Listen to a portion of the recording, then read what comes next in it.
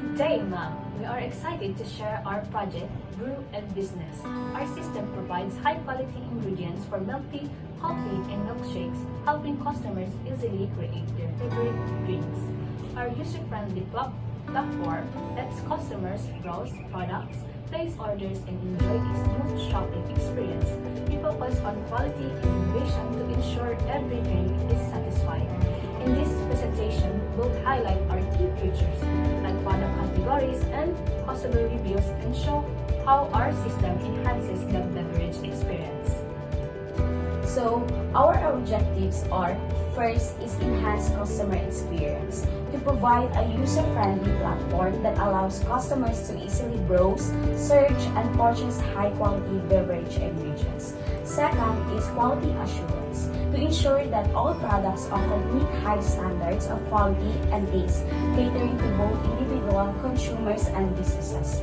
Third is streamline ordering processes, to simplify the ordering process through an intuitive interface, allowing customers to place orders quickly and efficiently.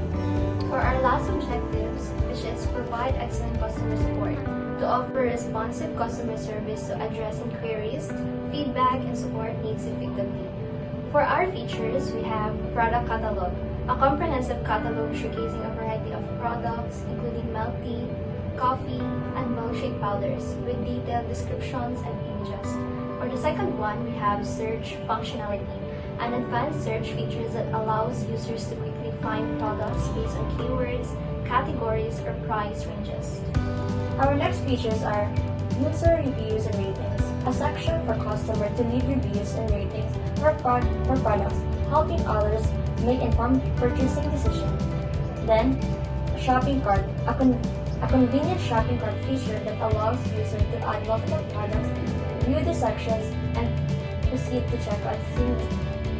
Then, secure payment options, multiple secure payment methods to ensure safe transactions, including debit and credit card, and online payment methods. The fourth one is order tracking, a feature that enables customers to track their orders in real time, providing updates on shipping and delivery status. Fifth one is responsive design. So our system is a mobile-friendly design that ensures a smooth browsing experience on various devices, including smartphones and tablets. And the last feature is admin dashboard, a back-end dashboard for administrators to manage products, orders, customer inquiries, and analytics to monitor system performance. So these objectives and features will help create a robust and engaging platform for both customers and businesses in the beverage industry.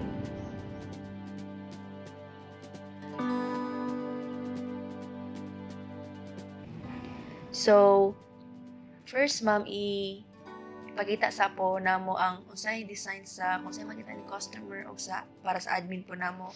So first mao ni ang among homepage po. So dito sa homepage makita ang among product category, which is unsay sa nga category ang ginabaligyan na product. Dili gina-highlight po namo sa new ingredient po namo and other details po. And sa about po is about sa website namo. Po dali kung sa process sa pag-deliver sa product po nila. Then, i-highlight po na mo sa po reviews sa customer po. Then, sa products, dali po makita kung sa product na among ginabaligya, description nila o price po. Then, sa contact, if gusto po nila mag-send of message, dali lang po sila dili lang po nila i-type mo sa mga concern po nila. Then, sa admin, may other page po para sa admin.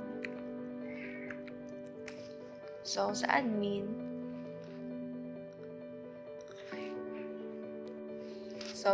po, dali makita kung kisay nag-message, sa mga pending orders, pila po na products ang nasa mua po. Then, pila na po ang complete orders. If na po i-feedback, dali po sa baba makita. So, sa message, 0 pa kayo, wala pa po yung nag-message. Then, sa products, pwede po maka-add of products si admin, maka-update, then maka-delete. Then sa orders, diri po makita kung sige order po ni customer.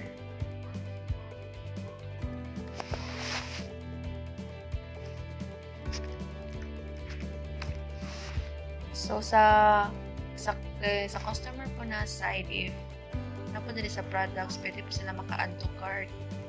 Then if naka-add to cart po sila, kita po nila diri sa cart. So natin po ang ilang sa details po. Details nila o tapos po sa pila si presyo sa ilang gipalit. Then diri po ang ilang orders nga pending. Then diri po sa notification, diri po nila makita if ang ilang order kay on the way na po, if na-process na po ni admin ang ilang order. So mag-try ta. So, sa product, gusto palitan ni customer strawberry milk tea, add to cart. Add to cart. So makita na po sa cart kung gusto po ilang ipalit. So pwede po nila na ma-X if nagbago yung isip nila na gusto paliton. So nawala na. So, mag-add ka balik. Card.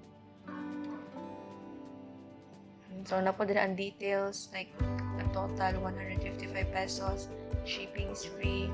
Ang details po nila, name, number, and email, place, then cash on delivery. So, once na check out na po is, maato na siya sa orders po. Then, payment status pending. So, check mo na to sa admin if nag-reflect po ilang order. So, makita po na to nga nanatay isa ka pending order. So, dito sa orders makita. So, si Charlene, itong order niya strawberry milk tea, total 155. So, pag na-process na ni admin, check niya complete orders. So, check na to ang dashboard. So, nantay duha ka complete orders. So, manang duha po isa first magud kay nag-try magud ko po tas naka-save magud siya sa database po. So, nga pantog duha na po na siya. So, check na to sa customer if na ba siya nadawat na notification. So, your order 137 has been processed and the delivery rider will call you after 5 days of deliver. So, na-notify na po si customer na nga na-process na yung order. Then, orders ang payment status completed. And now, mag-check ta if si customer gusto siya mag-send og feedback.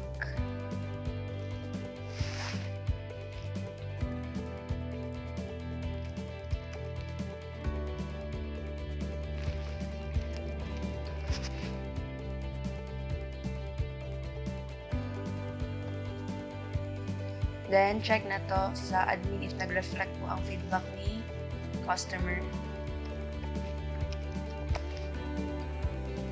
So, na po sa baba, feedback, good quality. Then, sa message, if gusto mag-message ni customer,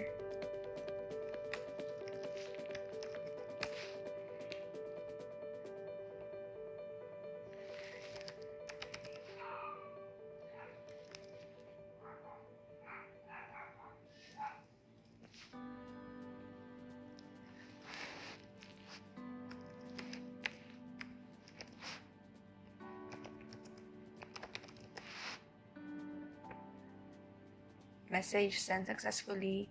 Then check na to if nag-reflect po sa admin. So makita po na to, number of messages is 1. See message. So dara po ang ilang message. So then check na to sa database na po ta mag-check.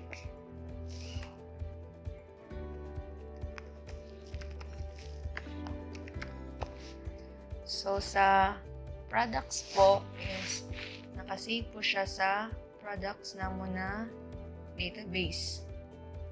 So, na po gipambutang na mo amang products na mo sa database. So, para i-fetch na lang po na mo siya diri.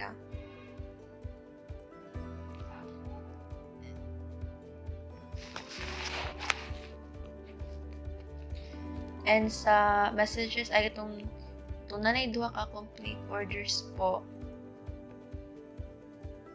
Maong duha kay nag-try naman pud kog isa, so duha ang nakita dito sa complete orders po. So duha maong reason kaysa na namin nakasave daan sa database. Then sa messages po, so isa, so mag-reflect po siya based sa database kung pila ang nasa database, mo po ang mapagawas diriya. Then sa notification, diri po na sulod ang mga notification.